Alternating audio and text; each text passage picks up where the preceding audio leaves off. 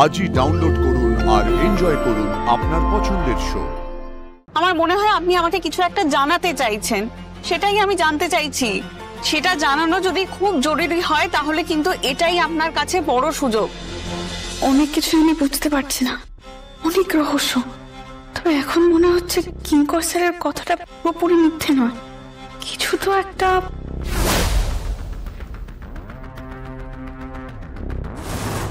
কি ম্যাডাম যাবেন নাকি? বলছি দাদা যাবেন? যাওয়ার জন্যই তো দাঁড়িয়ে আছি। ইন্টারন্যাশনাল কলেজ অফ টেকনোলজিস, তাই তো? আপনি সেই লোক না যে আমাকে কলেজে সেদিনকার দিয়ে এসেছিল? বাবা, আপনার মনে আছে? এই প্রথমবার কেউ অটোওয়ালাকে মনে রেখেছে। যাই হোক, আপনার সেদিন পরীক্ষা কেমন হলো? ভালো হয়েছে তো? ভালোই হবে, কারণ আপনাকে দেখেই বোঝা যাচ্ছে যে আপনি খুব পড়াশুনো করেন, পড়াশোনায় খুব ভালো। যাই হোক, চলে আসুন, আপনাকে বাড়ি ছেড়ে দিই। কি হলো? আসুন আসুন।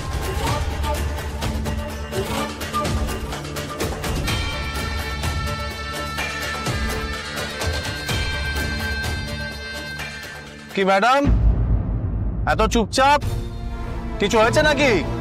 আগের দিন আপনার অটো থেকে নামার পরে আপনি যে নোটটা আমাকে ফেরত দিয়েছিলেন তার মধ্যে আমি কিন্তু একটা চিরকুট পেয়েছিলাম। আর আজকেও একটু আগে আমি একজন অন্ধ ভদ্রলোককে রাস্তা পার করাচ্ছিলাম, তার চেহারার গড়নটা কিন্তু এক্স্যাক্টলি আপনার মতন। আসলে আমার তো কোনো বাবা নেই, আমার কেউ নেই। আজকে প্রায় একই রকম আরেকটা চিরকুট কিন্তু আমি পেয়েছি। আমাকে বলছেন নাকি? এই অটোতে তো আর কেউ আছে বলে আমার মনে হয় না।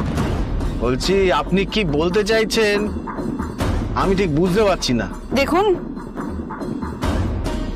আমি যদি সত্যি ভয় পেতাম তাহলে কিন্তু আপনার অটোতে উঠতাম।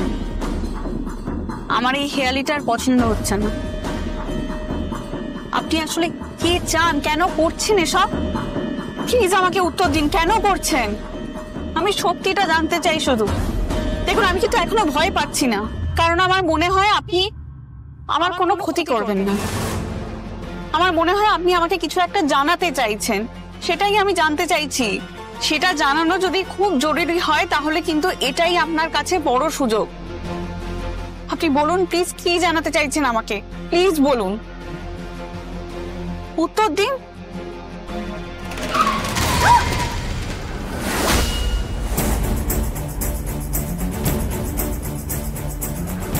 আপনি নেমে যান। আরে আপনারা এই যে পিছন থেকে এসে ধাক্কা মারলেন, অদ্ভুত ব্যাপার তো। ম্যাডাম আপনি নেমে যান, আমাদের ওর সঙ্গে বোঝাপড়া আছে।